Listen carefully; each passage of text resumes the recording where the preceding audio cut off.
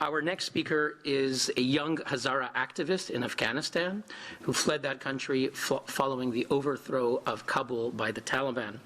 She fled to Canada, where she was given refuge. She has not given up fighting for her people.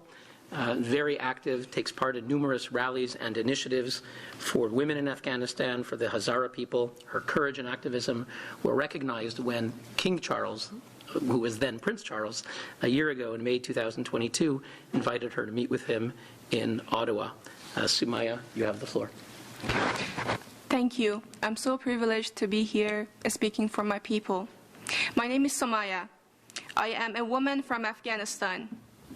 A long time ago, I read that one is not born a woman, but rather becomes a woman, and I wondered who I would become.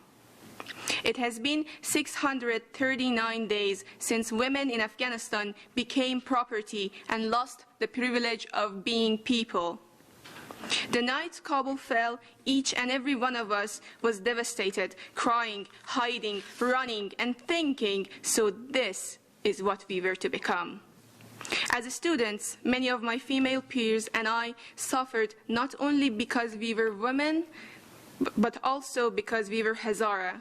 Genocide against Hazaras began over 140 years ago when a Pashtun king, Abdul Rahman Khan, felt threatened by our religious and ethnic differences. He eliminated 62% of the Hazara population. My great-grandfather was forced to leave his land.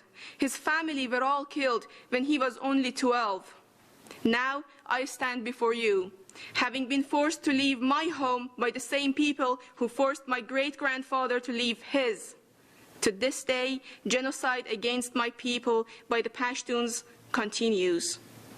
3 years ago, a maternity hospital in my home district in Kabul was attacked.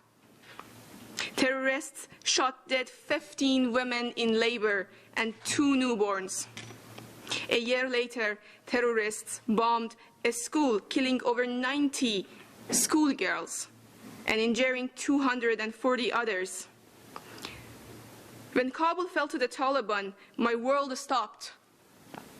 Shocked and scared to death, I was choked in tears, lying beside my empty bookcase, knowing I had buried and burned my soul as I buried and burned over 500 books in my backyard.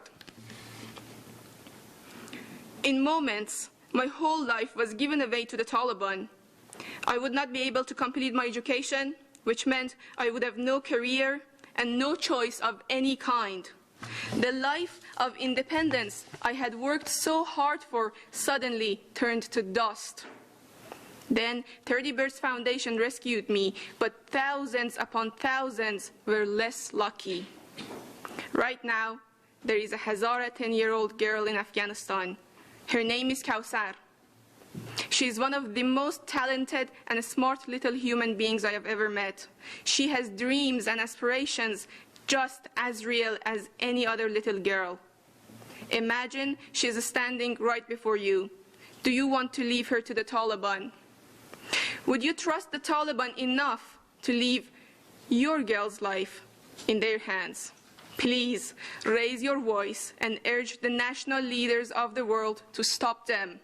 The Taliban, one race, one religion, one gender, from ruling over millions of people so that Kausar and all girls like her can be free to become the women they want to be.